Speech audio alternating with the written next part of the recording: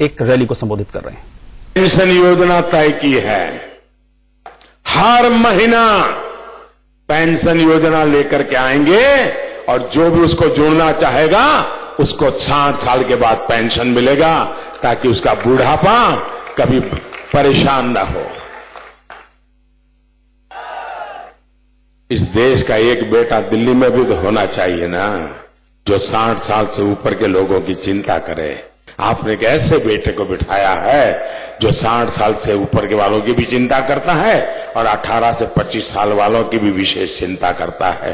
वो मध्यम वर्ग की भी चिंता करता है, वो गरीब की भी चिंता करता है, वो गांव की भी चिंता करता है, वो शहर की भी चिंता करता है, वो किसान की भी चिंता करता है, वो मजदूर की भी चिंता करता है, समाज के हर वर्ग की चर्चा करता है, हिंदुस्तान के हर कोने की चिंता करता है, हिंदुस्तान के भविष्य की चिंता करता है, हिंदुस्तान के वर्तमान की भी चिंता करता है। ऐसे बेटे को आपके आशीर्वाद की जरूरत है भाइयों, और इसलिए मैं आपके बीच आया।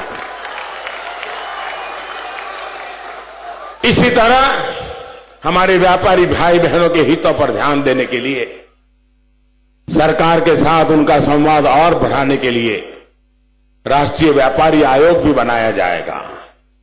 व्यापारियों को 50 लाख रुपए तक का कर्ज बिना गारंटी उपलब्ध हो, ये व्यवस्था भी की जाएगी।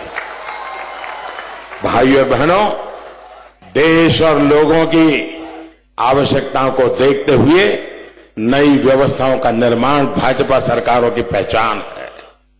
देश में पानी से जुड़ी चुनौतियों को दूर करने के लिए अब हमने जल शक्ति मंत्रालय बनाने का फैसला लिया है। देश को कौशल विकास मंत्रालय भी भाजपा एनडीए सरकार ने ही दिया है, वरना पहले तो खानापुरी के लिए कौशल विकास का काम दर्जनों विभागों में बिखरा पड़ा था।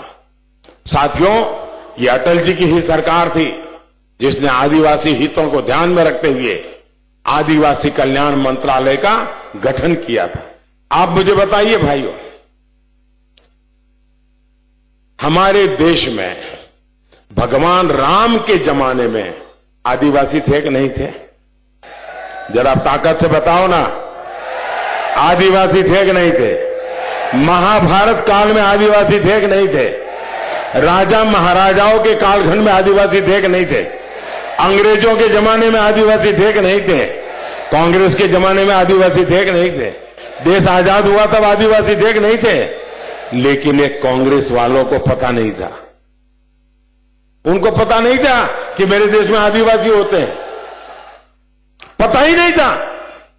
4-4 पीढ़ी, एक परिवार की 4-4 पीढ़ी प्रधानमंत्री बनके रह गई, लेकिन उनके चश्मों में कभी आदिवासी नजर नहीं आया। ये अटल बिहारी वाजपेयी आए, अटल जी आए आजादी के इतने सालों के बाद, उन्होंने कहा कि मेरे जंगलों को अपने जान से भी जो प्यारा समझता है, जो आदिवासी हमारी महान परंपराओं को संभालता है, उसके विकास के लिए अलग मंत्रालय बनाना चाहिए। और अटल बिहारी वाजपेयी जी ने आदिवासियों का अलग मंत्रालय बनाया, और ये हमारे साथी बैठे, उनको मंत्री बनाया था। अटल जी ने पहला मध्य प्रदेश से आदिवासियों को उठा करके एक काम के लिए लगाया था। भाइयों, ये काम अटल जी ने किया था। भाइयों बहनों, उन्हीं की प्रेरणा से हमारा प्रयास है कि जनजातीय क्षेत्रों में पढ़ाई, दवाई, कमाई, सिंचाई, इसके संसाधन बने। इसलिए सरकार द्वारा आदिवासी बच्चों के लिए देश भर में एकलव्य मॉडल स्कूल बनाए जा रहे हैं। वनधन केंद्रों के माध्यम से वनोपज में वैल्यू एडिशन और मार्केटिंग पर हमारा बल है। बीते 5 वर्ष में एमएसपी के दायरे में आने वाली वन उपज 10 से बढ़कर 50 हो गई है।